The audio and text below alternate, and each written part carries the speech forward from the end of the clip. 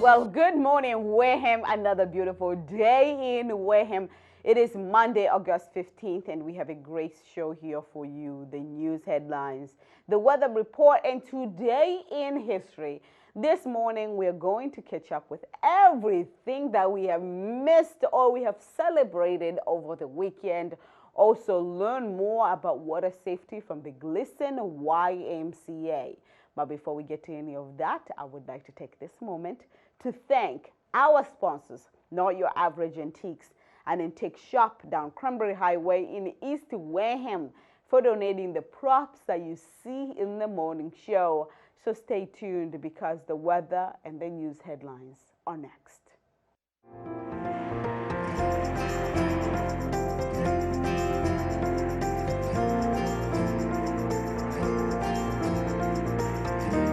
A beautiful sunny day out there. Expect for the little clouds here and there. It's going to be mainly sunny today with high at 81.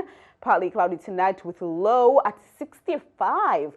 Tomorrow, intervals of clouds and sunshine, high at 83 and low at 68. And now to the news. There were a few news stories over the week, and here are the news headlines.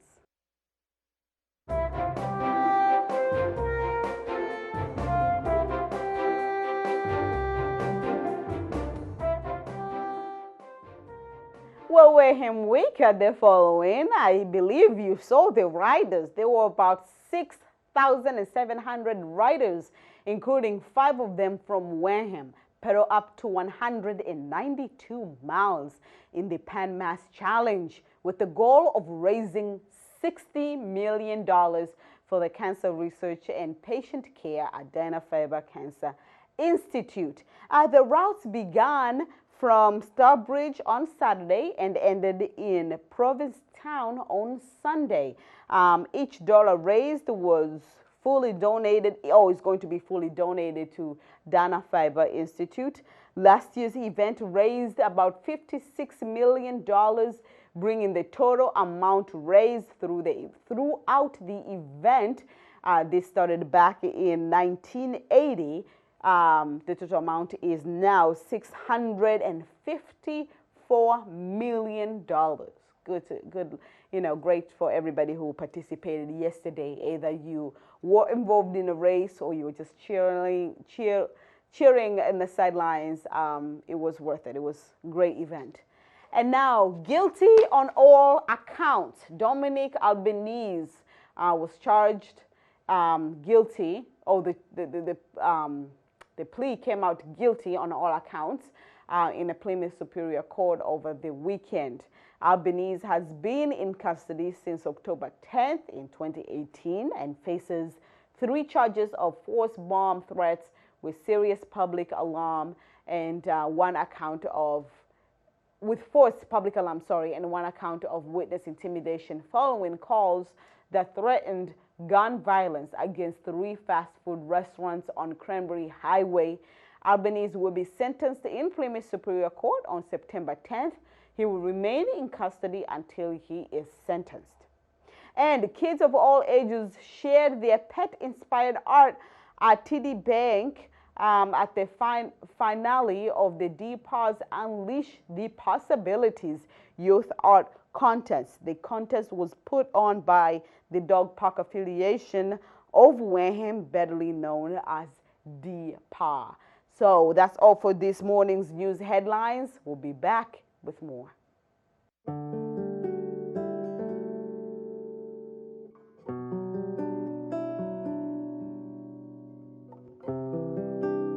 And when we talk about toys special for children with autism, what do we mean by it? How are they different? So they're sensory-based toys. So they can, like the jewelry, they can chew on it. Okay.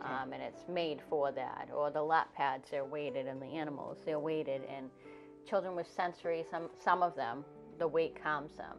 Some of them need compression. Some of them need weight. Some of them need something cold. So it's a matter on finding what works for what kid.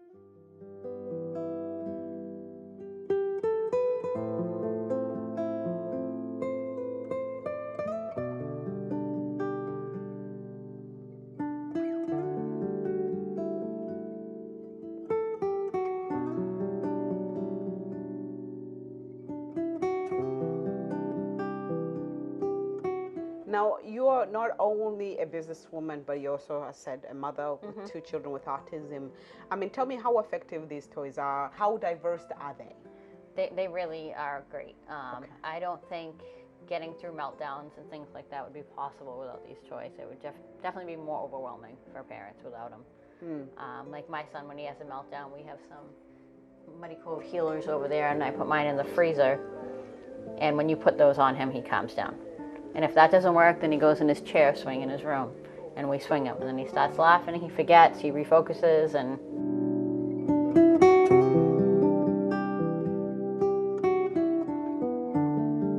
So tell me about piercing it together. Where does that name come from? well, a puzzle piece. Okay. Everybody creates a puzzle piece thinks a puzzle piece with autism, and it pretty much is that. You're piecing your life together in different little pieces. You're always here, there, and everywhere as a parent, so piecing it together. And what should people understand about autism and parents with children with autism? Just because you know one child with autism doesn't mean you know autism. Every child is different. And if you see someone having a meltdown, don't judge them, because that's the biggest thing that parents get, is judged. Why don't you do this? Why don't you do that? And every child's different, so.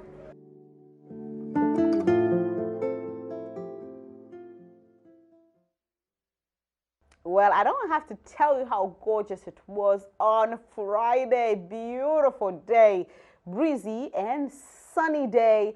So everybody, tourists, the people in Onset, decided to take the opportunity to enjoy the 27th Annual Blues Festival.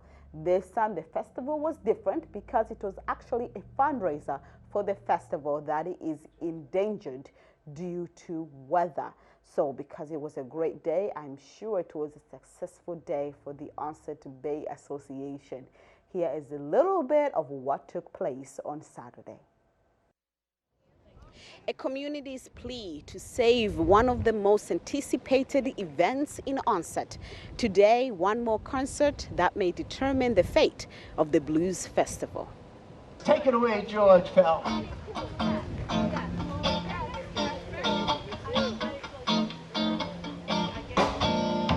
A tribute to blues, luring fans under a breezy summer day. So this would be the 27th year for the Blues Festival.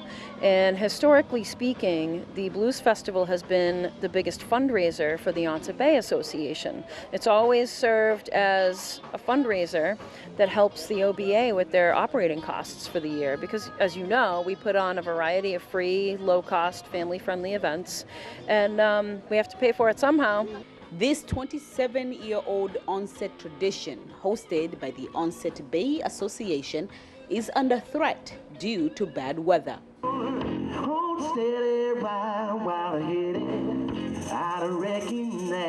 It poured cats and dogs last year. You know, like I said, a couple of the bands didn't even get to perform because of that. And advanced ticket sales weren't strong enough to really support the festival. Now, people would ask you, what about the rain day? What about having 2 dates? So typically for, a festival of this size, and when you hire nationally touring acts, they're on a tour. They have to be in Chicago the next day or wherever, so they have a plan. So a rain date isn't always appropriate. After losing a substantial amount of money to carry the event next term, the association turned to its community rallying to make sure that this festival stays. So tell me about the bands who have donated their time here today. Yeah. So, Gil Correa, he's a long-time, participant in the festival as a musician. I think he helped run it for like 16, 17 years. He was involved for a long, long time. Took a few years off, and when he found out the festival was struggling, he stepped right up. And it was Bruce here, Bruce LeBlanc and Friends, the first band that performed. He was the first musician, lives here in Onset, lived here a long, long time. He's had a family of musicians around him for 30 years and always wanted to play the Blues Festival, and he said, we'll donate our time. I said, oh, that's, it's so generous, because, you don't find that often. And then, when Gil stepped in to help, he got 2 other bands that are also donating their time. So the festival used to be a free event, but due to its popularity and running costs, the association had to charge admission fee. But because of today's success, the association is considering changing things around. If we scale it back and go back to, having local blues bands come, maybe we can keep it free and not have to put up a fence and not have to charge tickets. Just get donations out of people, Ben Joy from Kentucky is a big fan of the blues. He donated a hefty sum of money as a show of his support. So you spent $100 today. You donated pretty much if you do not win any prize. I did not win anything yet, but I'm going to win something, hopefully, or I'm going to get depression, that's all. Well, thank you so much. You're welcome. Happy to be here.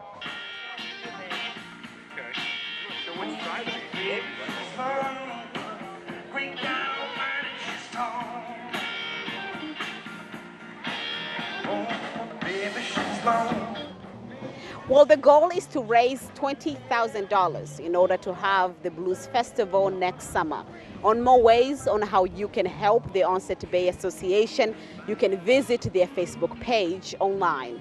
Reporting from Onset, I am Queen Banda of WCTV. And it is hot out there, and the fun dip in the water is the ideal way to cool off. But according to World Health Organization, they warn that there may be danger awaits in the water, so always be prudent. The Gleason YMCA has more information for us. With temperatures sizzling in the upper 90s, a day in the water could be the best remedy, but statistics prove otherwise. According to World Health Organization, even a second of destruction can turn into a tragic moment in a blink of an eye. Drowning is the third leading cause of unintentional death nationwide. It is also more prevalent among young children of 10 years old and younger. So the perfect place to learn about water safety is right here at the Gleason YMCA. Melissa Dyer, the Senior Program Director, is going to cover the do's and don'ts about water safety so you can focus on having fun this summer. Like you said, begs the question why. Typically it comes down to a lack of supervision. Although vigilance may reduce the likelihood of falling victim to drowning, it is shrewd not to be judgmental. Now, when we're talking about this topic, some people would think it's such a mundane topic. I mean, if somebody drowns, either it's their fault or your fault as a parent. It's not that easy, isn't it? No, it's not, because typically the people who end up drowning never envision going into the water in the first place. It's an accident of some kind. Most drownings aren't people who were actually swimming. It's a result of someone falling off of a jetty, somebody leaning over too far, falling in, someone getting nudged into the water unexpectedly. And in those cases, they can also be wearing clothing, which is not going to help their swimming abilities. It also can be a matter of them being pulled out by a tide or a current, and they were at one point in very shallow water, a wave perhaps knocked them down, and then it swept them out to water that they were over their heads, so they didn't expect to not be able to touch the ground. So there are always unexpected situations. And unlike the popular misconception of the actual event, drowning is a silent experience. If someone can actually splash for help, call for help, wave, indicate they're in distress, then that means that they're a distressed swimmer. They're not an actual drowning victim at that point. They're probably in trouble, they're fatigued, or they're not able to make it to safety on their own, but they're not in the first stage of drowning.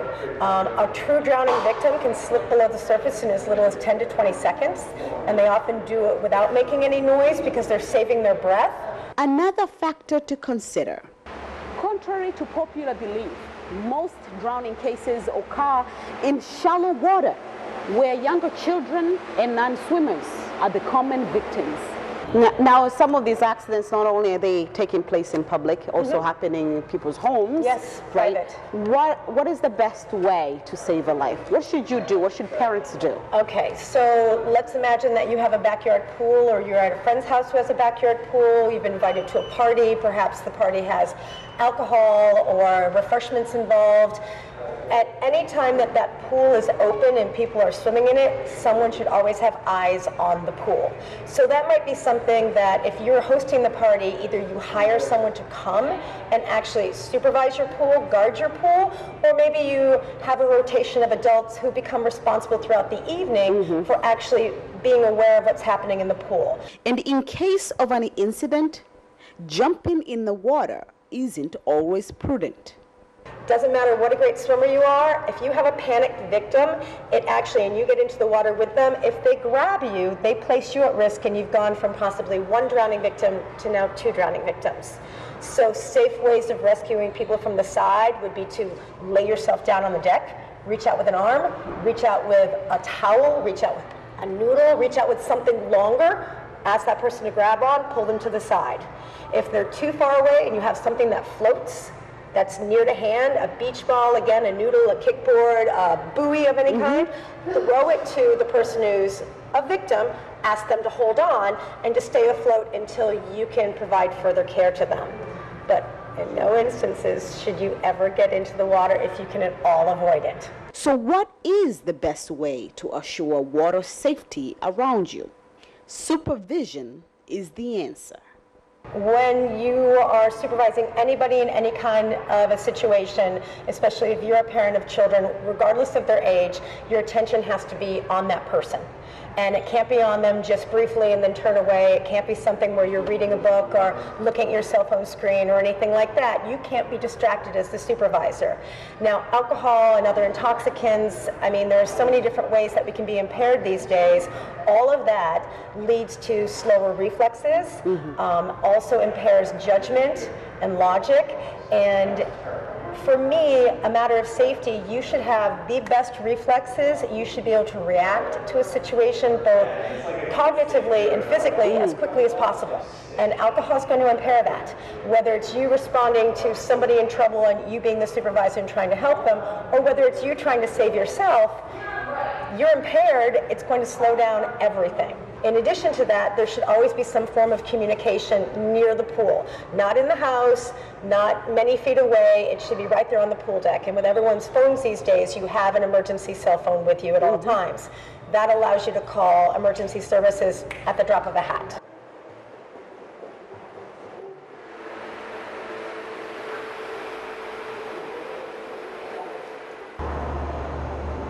Three words to remember, that is test, mark, and protect. These 3 tips could prevent a drowning. To learn more about water safety, you can visit your local YMCA to learn how you can protect yourself and your loved ones from water incidents. Reporting from the Gleason YMCA in Wareham, I am Queen Banda of WCTV. Yes, you can find out more information on different ways to prevent drowning, and also taking swimming lessons, which is always the best alternative to prevent a drowning incident. All of those information available for you for free at the Gleason YMCA here in Wareham. And now we're going to take a look at WCTV's first episode of Wareham Eats, a show about Wareham's best spots to eat in town. In this episode, we will be meeting Mary and Fernanda Palai to explore good life nutrition in downtown Wareham.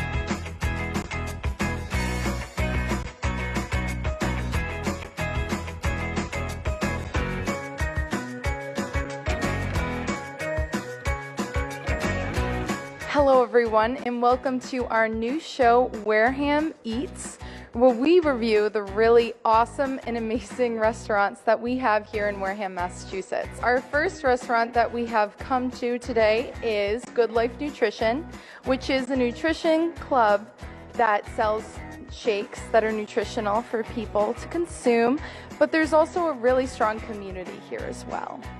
So we're here with owners Fernanda and Mary. I'm just going to ask them a few questions about how they started Good Life Nutrition. How did you start this really creative business here? We both worked at a different nutrition club in Plymouth, so we met there. I worked there for 4 years, and Mary started about 2 years ago. So we wanted to move on and open one in Wareham. So Healthy Vibes was obviously our inspiration, and we do make meal replacement shakes. The meal replacement shakes are actually Herbalife. They've helped me a lot. It actually completely changed my life, hence why we're here at this nutrition club. Herbalife and Healthy Vibes were our inspiration to be able to move on and open up our own. And Wareham is an amazing town to be in. So you've been open for about 5 months now, is that correct? Awesome. What was your inspiration in creating this type of environment in this community and this space that you have here? We wanted a place that was going to feel homey and comfortable for every walks of life to be able to walk through our door and just sit down and enjoy themselves. Not necessarily did they have to come in and have a shake, just come in and hang out with us. Everybody that works behind the bar here are super nice girls, and we love to have a good time. It's just a great place for people to come in, hang out, have a shake, and feel good about yourself. Well, we took a chance in Wareham. I'm from Plymouth, Mary's from Plimpton. So we didn't know where we were walking into, but it's been great.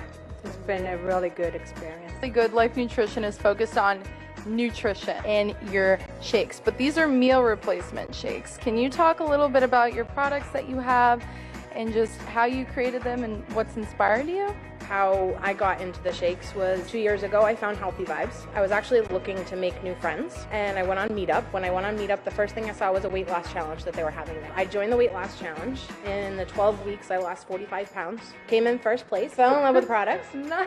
And then I decided to become a coach. So that's our inspiration, was we wanted to be able to go and bring it to other communities, bring it to other people, share our love for the products, and help people get to the same results that they want to be at. I actually was introduced to a nutrition club by my oldest daughter. She invited me into a fit camp. Heard about Herbalife, but I didn't know anything about a nutrition club. But we had a free fit camp that night. I loved the environment. I loved the community that they had, and I kept going and became a coach maybe 6 months into it. I made really good friends, and that's what inspired me to continue. I recently just quit my job that I had for 22 years, and I'm doing this full time. This is a really amazing story. Thank you for sharing this. Do you want to talk a little bit about how do you create these meal replacement shakes? I'm really interested to know. And what's in it? And what's the process? We have experience. I worked 4 years in a nutrition club, but a lot of the shakes we just talk about it, and we and our heads make the recipe together, and people love it.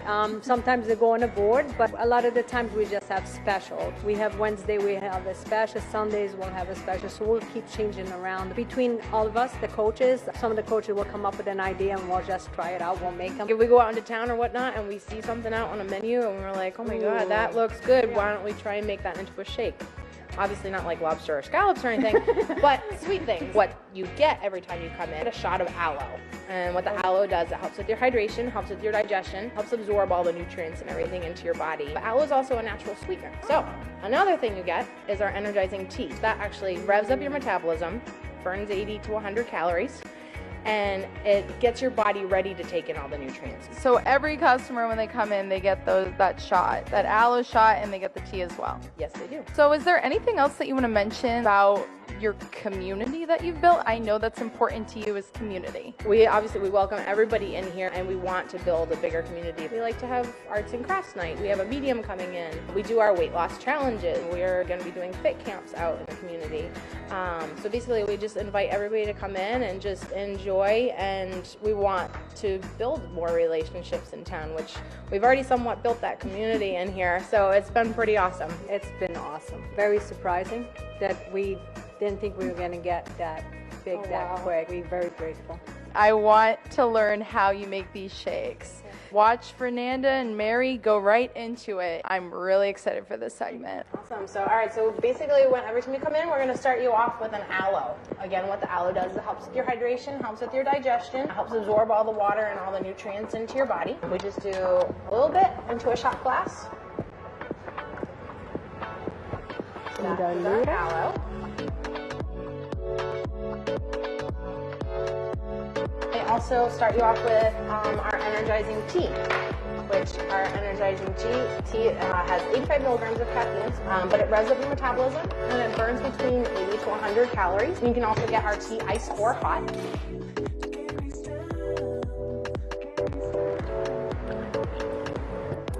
It comes in many flavors, so it comes in raspberry, peach, lemon, original, or cinnamon.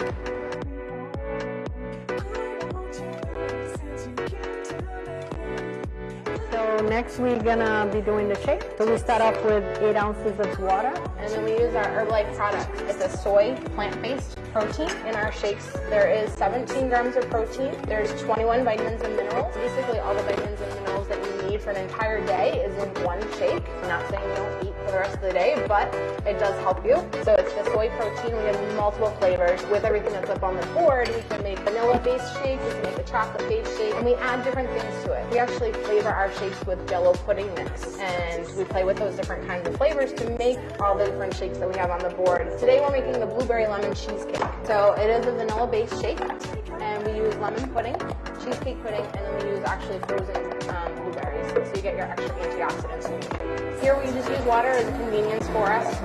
Still makes a really delicious shake, and actually some of the Herbalife products that we put into it is considered like a milk substitute. One benefit of all of our shakes is that we can make them gluten-free. We also have a dairy-free product, which is our Formula One Select, and that is a rice, pea, and quinoa protein. So if you are allergic to dairy or whatnot, it is a dairy-free shake option.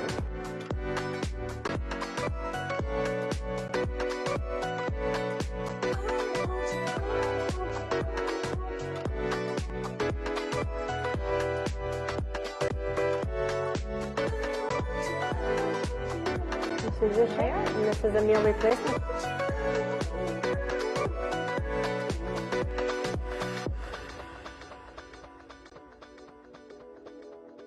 All right, well, thank you so much for being here for our first Wareham Eats episode with Good Life Nutrition with Fernanda and Mary. It's been an amazing experience, and I can't wait to get a shake myself.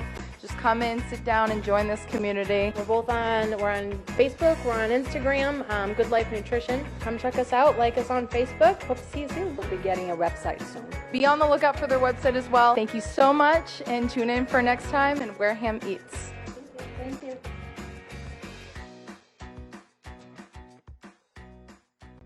You can visit Good Life Nutrition on Main Street in Wareham. We're going to take a break for now, and we'll be back with more. A tale of an old furniture with a fairy tale ending. Just a little scent of love mixed in with a dash of ingenuity, and voila, an antiquated furniture transformed.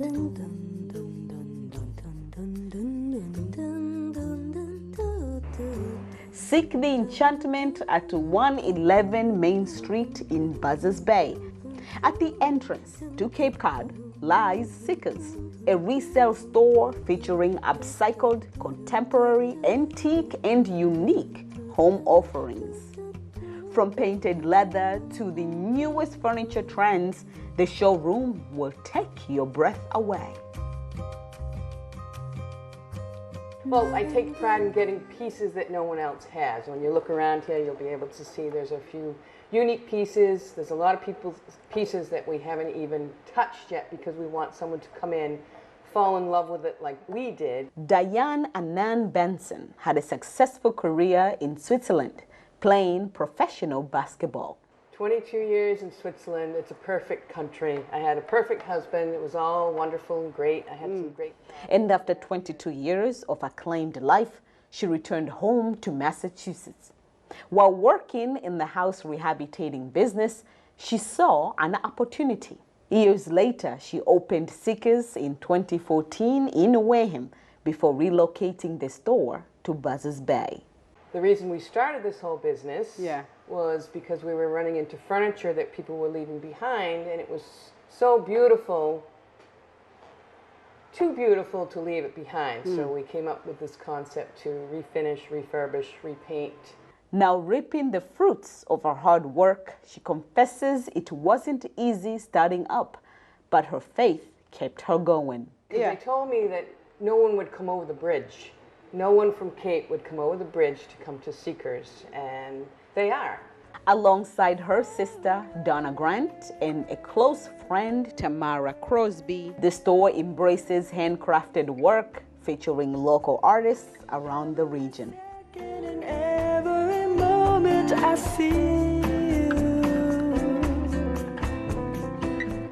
Through upcycling, Seekers helps people hold on to their family heirlooms. A lot of things that are happening right now is the younger generation is inheriting their grandparents' furniture that was in the basement, and they're feeling kind of sad about getting rid of it, so they call us and they say, what can you do for us? Yeah. And we just sit down with them and we come up with a color scheme, and we end up sending them home, and they're happy, and we're happy too.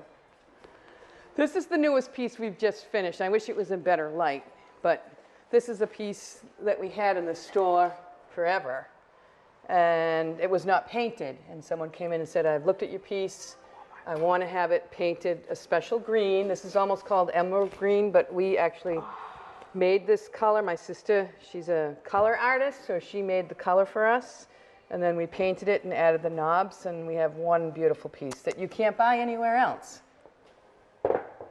This is an old cedar chest that everyone has one of these in their basements today, and we get them out of the basement. This is painted gray with a dark wax on it, and this is called decoupage. This is the newest thing right now. It's all hand cut and placed strategically on a piece of furniture to give it that special touch. And then we also added an upholstery strip to it, so now it becomes part of everyday living.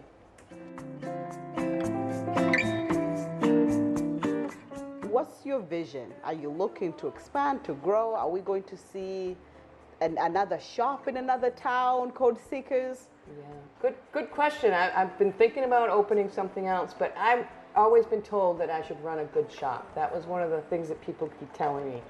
Don't expand until you've got this shop down right. And that's what we're trying to do every day. We come in and say, do we need more local artists? Do we need more vendors? Do we need to get different types of furniture in here? It's been a long road, and I think we're on the right one. We're on the right path. So opening a new store, that could be something down the line, but right now we want this store to be up and running, and we want people to know about us here. Bring your imagination to Seekers and let it go wild. With an option to buy as is or refurbished, you can choose from a wide variety of knob collections, colors, furniture, and techniques.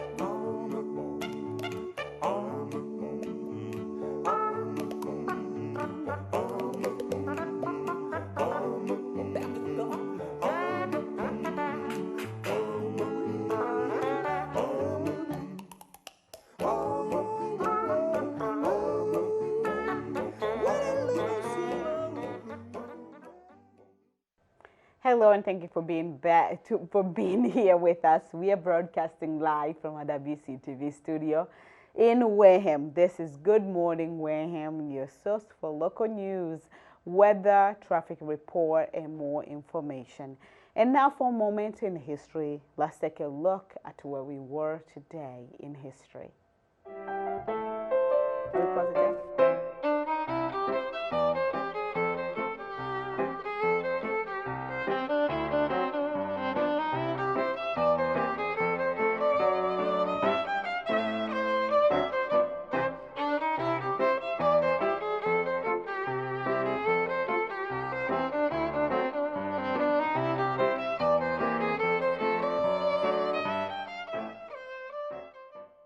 On this day in taxation history, Abraham Lincoln signed the Revenue Act in 1861. This tax put in a 3% tax on people who got an annual income of over $800. This was actually repealed in 1871. In 1909, Congress passed the 16th Amendment, which put in effect the federal income tax system that is used to date. On this day in communication history, the first telegraph line was successfully constructed across the Atlantic Ocean in 1858. The telegraph was first developed by Samuel Morse in 1832, and a few decades later became a popular way to quickly communicate across the distance. Cyrus Westfield was the one who came up with the idea to run the telegraph line across the ocean floor, and he got the help from the British and American navies to do so. On this day in sports history, the National Basketball Association famously merged with the American Basketball Association. The ABA was a league created to compete with the NBA and was able to develop popular players like Julius Erving and George Gervin, who would go on to be successful in the NBA after the merger.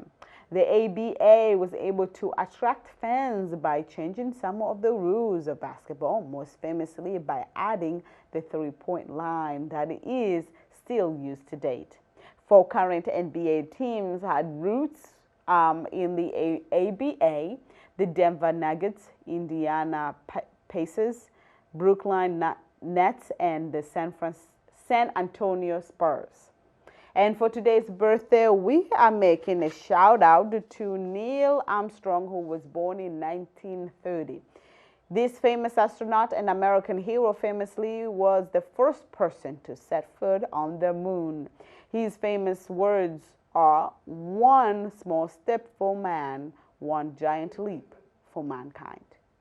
Maybe one of the most iconic phrases of all time. And that's all for today in History segment. To learn more cool historical facts, you can go online under history.com. Please stay with us. We'll be back with more, but for now, here is Stephen Miller.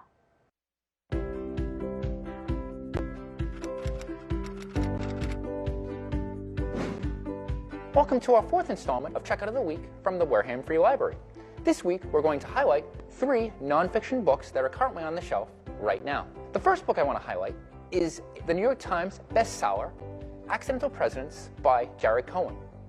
Only 8 men have succeeded the presidency when an incumbent died in office. Each one detailed how each changed history once they took office.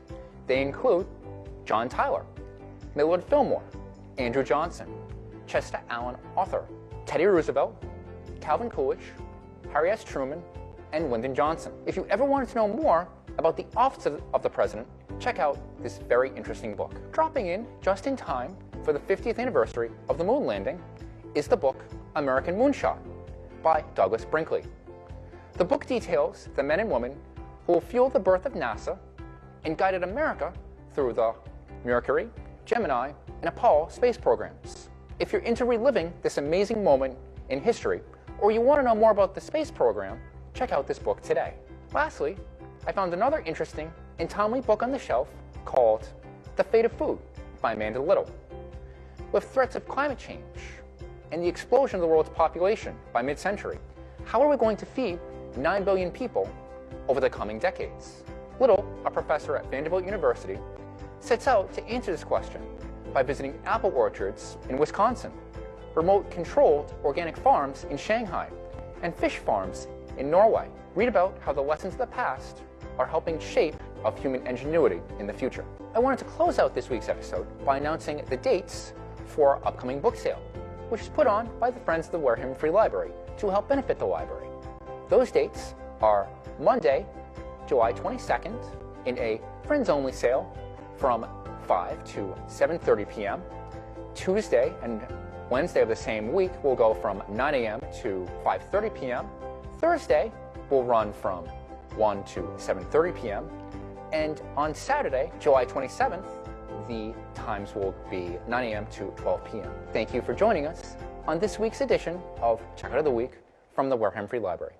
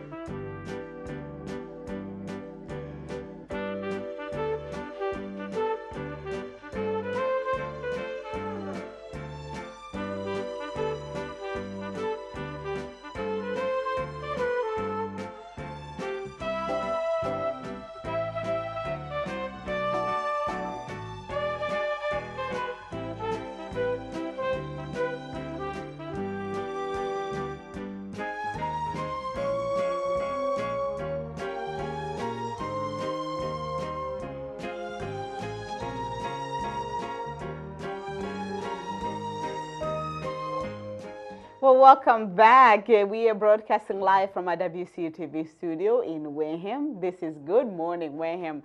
At this moment, in lieu of the coffee segment, we have Noah Warmbolt to share about medical mysteries.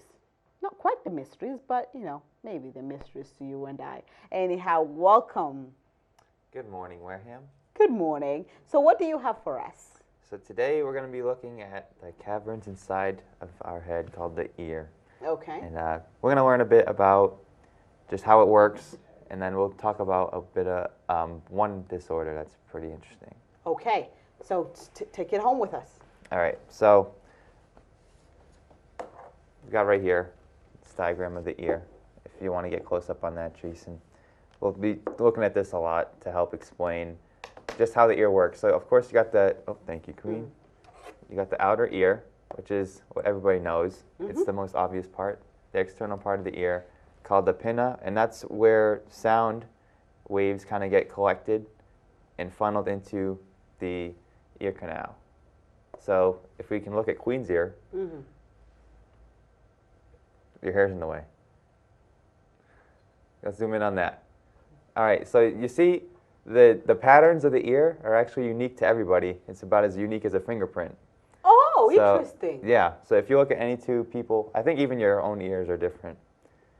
Okay, is there any significance to why the patterns of the hair are different? I don't know. It's probably just genetics. The ear's made out of hyaline cartilage, which is very elastic cartilage, and it's just kind of how it develops when you're growing up, or by developing in the womb, I think. So from the ear canal, you go to the tympanum, which is just a sciencey way to say the eardrum, and that's kind of where all of those sound waves and vibrations get focused down into like a more concentrated thing. And that goes into the ossicles. So these are the three smallest bones in your body. The malleus, the incus, and the stapes is where it ends up. So they actually go through bone, which a lot of people, I feel like, don't really get that. When you think of hearing, it doesn't really seem intuitive that it goes through bone. And actually, as you're talking about this now and we are listening, so I find myself paying close attention to trying to follow the sound waves to see where exactly it would lead me to. So you go through the stapes, which is that's the smallest bone in the body right there.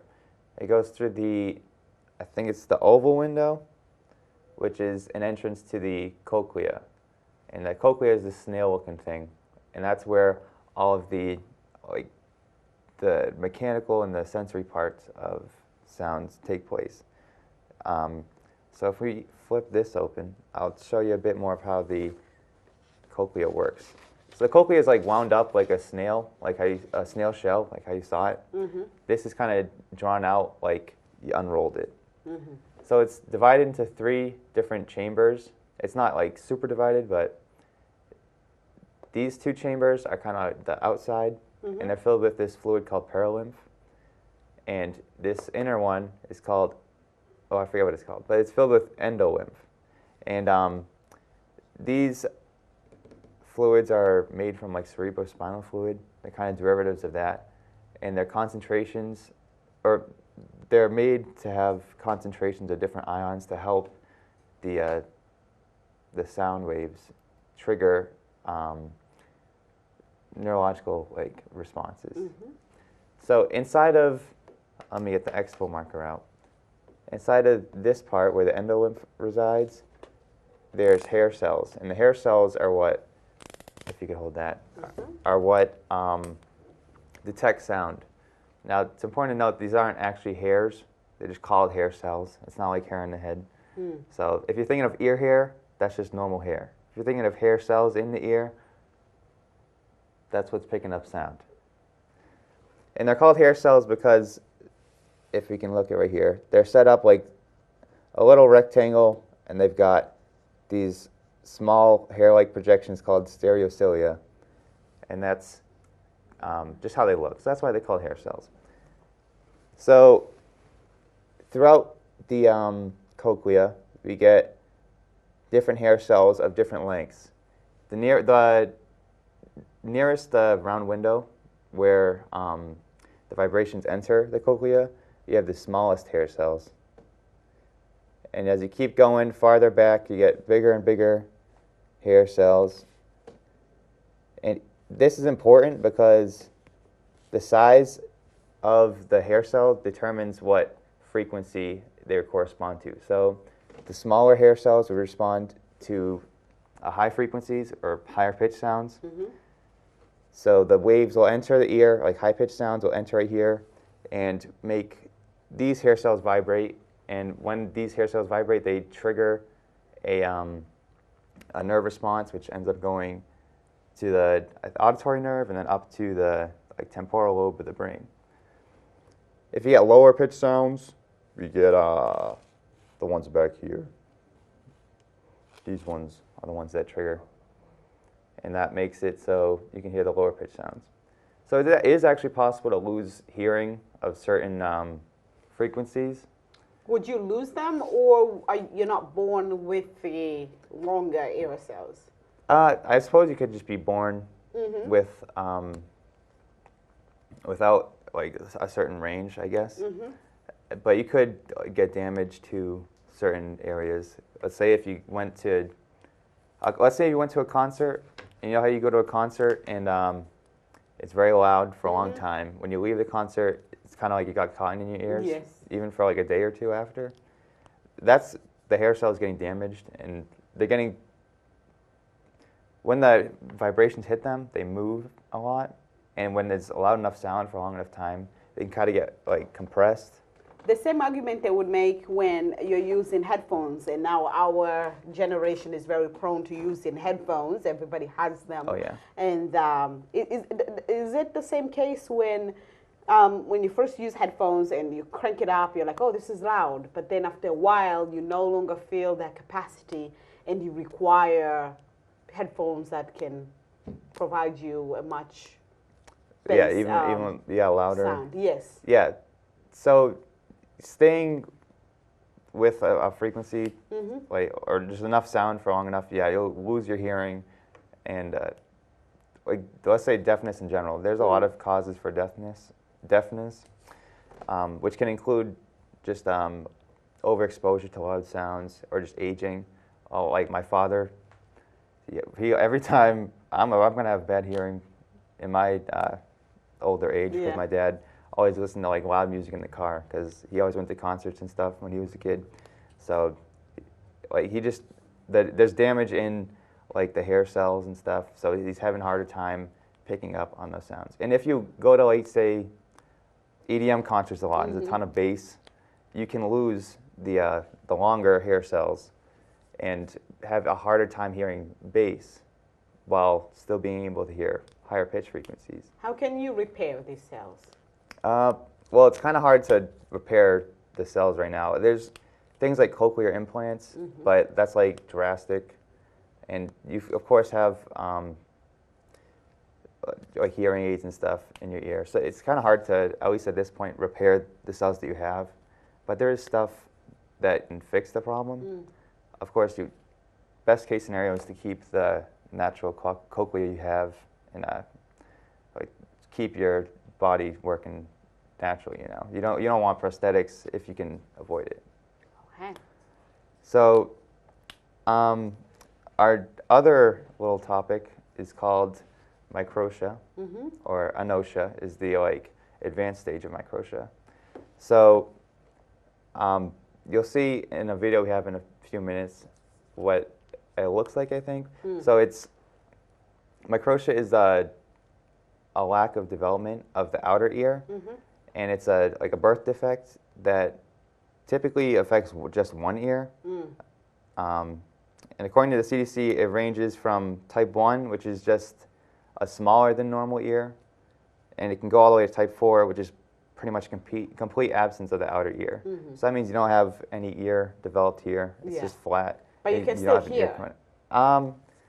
You have the internal like, mechanisms too here. You have all this inside stuff. But no hole to puncture the voice over? It's basically like if you just put your hand over your ear. Now, is it as simple as to just drill a hole?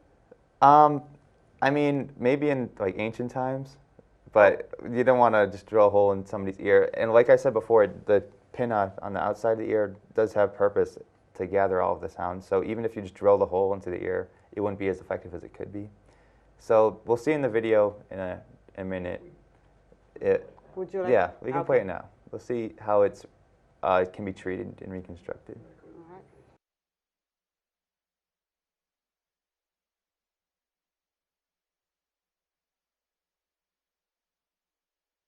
Microtia is easy to detect, and the anomaly does not worsen with time. However, it also does not improve. In cases of severe microtia where the ear is absent or very small, when a child is older, an ear can be built or developed or constructed in various ways. Some of the ways that the tried and true methods of constructing an ear are to use rib cartilage at an older age, which is then contoured and made into an ear construction and placed beneath the skin on the side of the head. And this is usually the first stage of an ear construction. The ear then, the lobule can then be moved back, the ear can be contoured, and eventually the ear is lifted away from the head for the third stage. And the appearance of the ear, depending on who does this and their experience level and also the quality of the skin, can be quite excellent and sometimes can be quite average, to be frank. Other options for ear construction include using alloplastic materials under the skin, which are done in some centers, although not here. I don't know if we're going to put that or not. And other options are using prosthetics that can be affixed to the ear either through glue or through bone-affixed posts. Usually with treatment of microtia from an otologist rib reconstruction, this is done at a minimum of 6 years of age and ideally at an older age. And the rate-limiting step for this is the quality and the content and the size of the rib cartilage that's being used. So luckily, this is a birth defect that can be, with modern medicine, really treated. And despite maybe some self-esteem issues from having an abnormal ear, they can live healthily throughout the rest of their life. Okay. If treated. So I just wanted to say there's a lot more to learn about anatomy and about a bunch of this. This is definitely a simplified version of how it works. But check out openstacks.org. That's a website where you can check out for free a bunch of different textbooks, anatomy and math and whatnot. We're not sponsored by them, but it's a good website for reliable information where you can go to just study stuff, look up information. Do you have ideas for next time? I don't know. Do you have any ideas? You came up with the cellulite the first time. Do you have any Well, questions? I'm very interested. I mean, just the intricacy of the whole, every single organ and its purpose. I mean, we can continue on this direction. There's always more to learn, why things work, why they don't work, and what are the possibility alternatives out there. Yeah, sure. Yeah, to mitigating the problem. All right, so we'll open it. We'll have an open forum to kind of see who comes up with good ideas. Yeah, definitely. Yeah. Well, thank you so much, Noah. Thank you, Queen. Well, this concludes our morning program. Thank you so much to all of you who have watched or been with us this morning for another episode of Good Morning Wareham. I hope that you enjoyed every single program that we showcased today, and we'll be back on Wednesday. If you missed us this morning, this particular program will be rebroadcasted this evening at 6 p.m. And it will also go online on our Wareham Community Television YouTube channel, in addition to Facebook. And if you like a DVD, we can always make those special accommodations. Rather than that, we'll be back on Wednesday with more. So have a pleasant day, Wareham. Bye.